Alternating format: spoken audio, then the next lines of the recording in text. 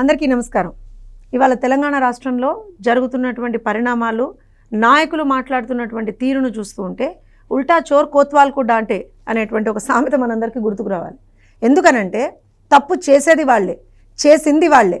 ఇవాళ దాన్ని పట్టుకొని మీరు తప్పు చేశారు అని ఎవరైతే మాట్లాడుతున్నారో వాళ్ళని ఏ విధంగా వీళ్ళు విమర్శిస్తున్నారు అనేటువంటి దాన్ని చూద్దాం.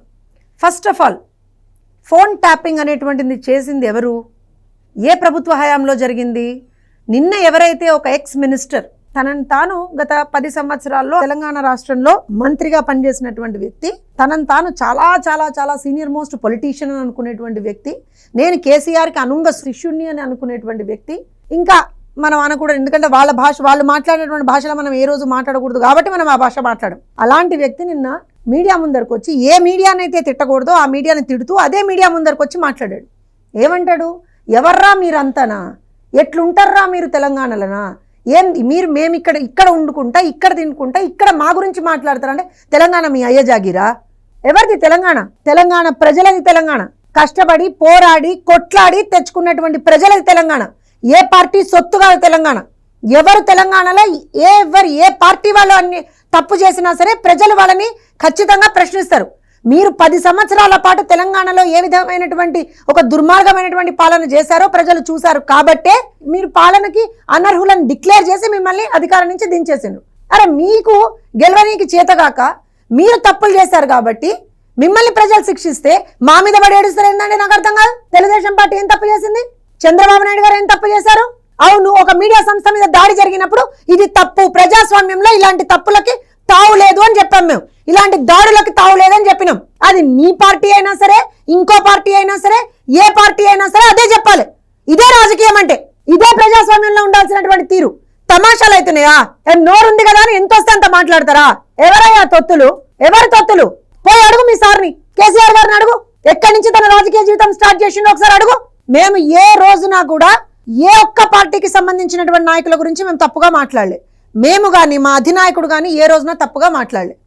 మీకు ఇవాళ వస్తున్నటువంటి ఇబ్బంది ఏంటిది అంటే, మీరు అధికారంలో లేరు కాబట్టి, అధికారం మీకు కావాలి కాబట్టి మళ్ళీ తెలంగాణ సెంటిమెంట్ని రెచ్చగొట్టి రాజకీయం చేద్దాం అనుకుంటున్నారా? ఏమంటారు? ఇంకోటి ఏమంటారు? ఇది దాడి కాదు నిరసననా? మిమ్మల్ని మీరు రౌడీలు అనుకుంటున్నారా, గుండాలు అనుకుంటున్నారా, లేకపోతే సంఘ విద్రోహ శక్తులు అనుకుంటున్నారా? ఏమనుకుంటున్నారు మిమ్మల్ని మీరు? ఇక్కడ ఉన్నటువంటి ప్రభుత్వం, కాంగ్రెస్ ప్రభుత్వం నిజంగా ఇవాళ రోజున నిమ్మకు నీరెత్తినట్టు కూర్చుంది కాబట్టి మీరు ఇట్లా ఇంకా కూడా బయటకు వచ్చి మాట్లాడగలుగుతున్నారు. ఇదంతా చూస్తుంటే ఏమనిపిస్తుంది అంటే మీరు కాంగ్రెస్ కలిసిపోయి ఉన్నారేమో అని అనిపిస్తున్నది. ఏం తమాషాలండి ఇవి? నాకు అర్థం కాదు.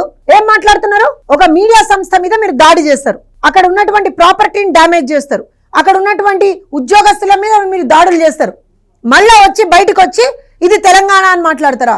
తెలంగాణ సంస్కృతి, దాడుల సంస్కృతి తెలంగాణ సంస్కృతి కానే కాదు.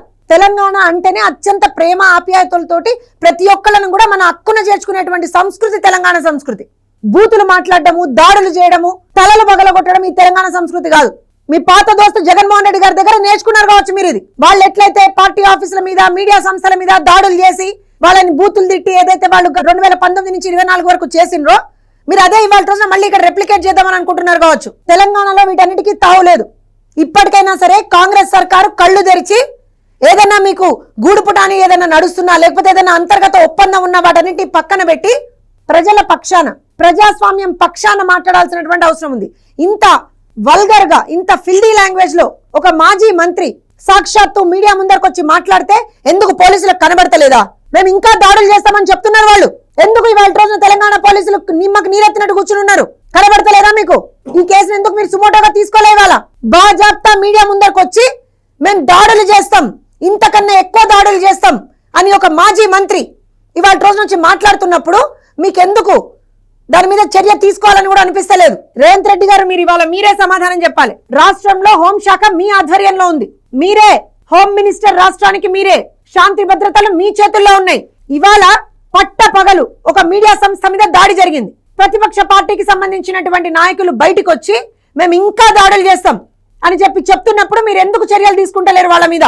ఏం ఆపుతోంది మిమ్మల్ని వాళ్ళ రోజున? ఇంకొకటి చెప్తున్నాం, బీఆర్ఎస్ నాయకులకి ఒకటే మాట చెప్తున్నాం, మీరు రాజకీయంగా ఎదుర్కొనేటువంటి సత్తా మీకుంటే రాజకీయంగా ఎదుర్కోండి. పిచ్చి పిచ్చి మాటలు, అవాకులు చెవాకులు మాట్లాడితే మా పార్టీని కానీ మా అధినాయకుడిని కానీ ఒక్క మాట మాట్లాడినా సరే తెలుగుదేశం పార్టీ శ్రేణులు ఎవరు కూడా ఊరికే కూర్చునేటువంటి పరిస్థితి లేదు. తెలంగాణ ఎవరి జాగీరు కాదు. హైదరాబాద్ నడిబొడ్డులో పుట్టినటువంటి పార్టీ తెలుగుదేశం పార్టీ. ప్రజలు ఎక్కడ ఇబ్బందులు పడితే తెలుగు ప్రజలకి అనుక్షణం కూడా వెన్నండి ఉండేటువంటి పార్టీ తెలుగుదేశం పార్టీ. ఇవాళ రోజున ప్రపంచ పటంలో హైదరాబాద్ అనేటువంటి ఒక బ్రహ్మాండమైనటువంటి బ్రాండ్ ఇమేజ్ క్రియేట్ చేసినటువంటి పార్టీ తెలుగుదేశం పార్టీ. క్రియేట్ చేసినటువంటి నాయకుడు నారా చంద్రబాబు నాయుడు గారు. వెళ్ళి మీ కేటీఆర్ గారిని అడగండి జగదీశ్వర్ రెడ్డి గారు, లేదా మీ కేసీఆర్ని అడగండి జగదీశ్వర్ రెడ్డి గారు. ఇవాళ తెలంగాణకు వచ్చేటువంటి మాక్సిమం ఇన్కమ్ అనేటువంటిది ఎక్కడి నుంచి వస్తున్నది, ఏ పార్టీ అధికారంలో ఉన్నప్పుడు దానికి బీజం పడింది, ఇవన్నీ ఆలోచన చేసి ఒళ్ళు దగ్గర పెట్టుకొని మాట్లాడండి. రారా పోరా ఇవి కాదు సంస్కృతి, ఇది రాజకీయం అన్నారు దీన్ని. ఇది తెలంగాణ సంస్కృతి కానే కాదు. ఒక్కటే చెప్తున్నాం, ఇప్పటికైనా సరే కాంగ్రెస్ ప్రభుత్వం ఖచ్చితంగా వీళ్ళందరి మీద చర్యలు తీసుకోవాల్సినటువంటి అవసరం ఉంది.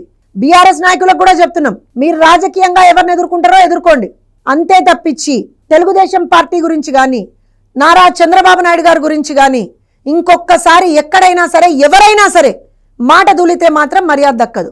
మొన్న కవిత గారు, అంతకు ముందర ఇంకొక నాయకుడు, నిన్న జగదీశ్వర్ రెడ్డి గారు. మీ భయం ఏంటండి అసలు? మీ భయం ఏంటి? చంద్రబాబు నాయుడు గారిని చూస్తే మీకు ఎందుకంత భయం? ఎందుకు? ఆయన ప్రజల పక్షాన నిలబడి పోరాడతాడు కాబట్టా? ఎందుకు తెలుగుదేశం పార్టీ ప్రజల పార్టీ కాబట్టా? మేము వస్తే మళ్ళీ మీకున్నటువంటి మీరు చేసినటువంటి ప్రతి ఒక్క తప్పుని మేము బయట పెడతామనే భయమా మీకు? ఏంటి మీ భయం? ఎన్ని రోజులు మీ దౌర్జన్యం ఇట్లా? అంటే మీరు తప్పు చెయ్యొచ్చు, ఆ తప్పుని ఎవరైనా ప్రశ్నిస్తే మాత్రం వాళ్ళ మీద మీరు దాడులకు ఎగబడతారా? అక్కడ ఏం జరిగిందో ఎవరికి తెలియదు. ప్రజాస్వామ్యంలో భౌతిక దాడులకి తావు లేదు. అందుకనే ఒక మీడియా సంస్థ మీద దాడి జరిగినప్పుడు ప్రతి ఒక్కళ్ళు అక్రాస్ ద పార్టీస్ అందరూ కూడా దాన్ని ఖండించిండ్రు. ఓన్లీ చంద్రబాబు నాయుడు గారి గురించి, ఆంధ్రప్రదేశ్ లో ఉన్నటువంటి కొంతమంది మంత్రుల గురించే మాత్రం ఎందుకు మాట్లాడినండి మీరు? ఇవాళ అడుగుతున్నాం కవిత గారిని. పెద్ద పెద్ద మాటలు మాట్లాడుతున్నారు కదా గత కొన్ని నెలల నుంచి. మీ పార్టీలోనే అంతర్గతంగా ఏవో ప్రాబ్లమ్స్ ఉన్నాయని కూడా మాట్లాడింది కదా. భౌతిక దాడులకు తెలంగాణలో స్థానం ఉందా? కవిత గారు, మొన్న జరిగినటువంటి దాడి గురించి మీ స్పందన ఏంటి? అయ్యా కేటీఆర్ గారు మీ స్పందన ఏంటో చెప్పండి. కేసీఆర్ గారు మీ స్పందన ఏంటో చెప్పండి. ఇదేనా ఇన్ని సంవత్సరాల తెలంగాణ ప్రస్థానంలో మనం ఆఖరికి రేపు పొద్దున అందరికీ చూపించగలిగేది ఇదేనా? మేము అందరి మీద దాడులు చేస్తాం, కొడతాం, తిడతాం, ఇదా? ఇంకా నిస్సిగ్గుగా బయటకు వచ్చి ఏం మాట్లాడతారండి? ఇది దాడి కాదు, నిరసననా? మా నిరసనే ఈ స్థాయిలో ఉంటే మా దాడులు ఏ స్థాయిలో ఉంటే ఏం బెదిరిస్తున్నారా? అండ్ రోడ్ చాప్ రౌడీలు అంటారు చూస్తున్నా, అట్లనా? మీరేమన్నా రాజకీయ నాయకులు కాదు? మీరు బాధ్యతాయుతమైనటువంటి పదవులు ఇచ్చేసినటువంటి వాళ్ళు కాదు? మీరు ఏం మెసేజ్ ఇస్తున్నారండి మీరు సమాజానికి? ఈ రకంగా వెంటనే మేము ప్రభుత్వాన్ని క్లియర్ గా డిమాండ్ చేస్తా ఉన్నాం, వెంటనే వీళ్ళ మీద చర్యలు తీసుకోవాల్సిందే. ఎవరైతే మొన్న దాడులకు ఇచ్చేసిండ్రో వాళ్ళ మీద చర్యలు తీసుకోవాల్సిందే. ఈ రకంగా inciting violence, this comes under inciting violence. The words that have been spoken by him. So ఖచ్చితంగా వాళ్ళ మీద కూడా జగదీశ్వర్ రెడ్డి గారితో సహా ఎవరైతే ఇలాంటి రెచ్చగొట్టే వ్యాఖ్యలను చేస్తున్నారో వాళ్ళందరి మీద చర్యలు తీసుకోవాల్సినటువంటి అవసరం ఉంది.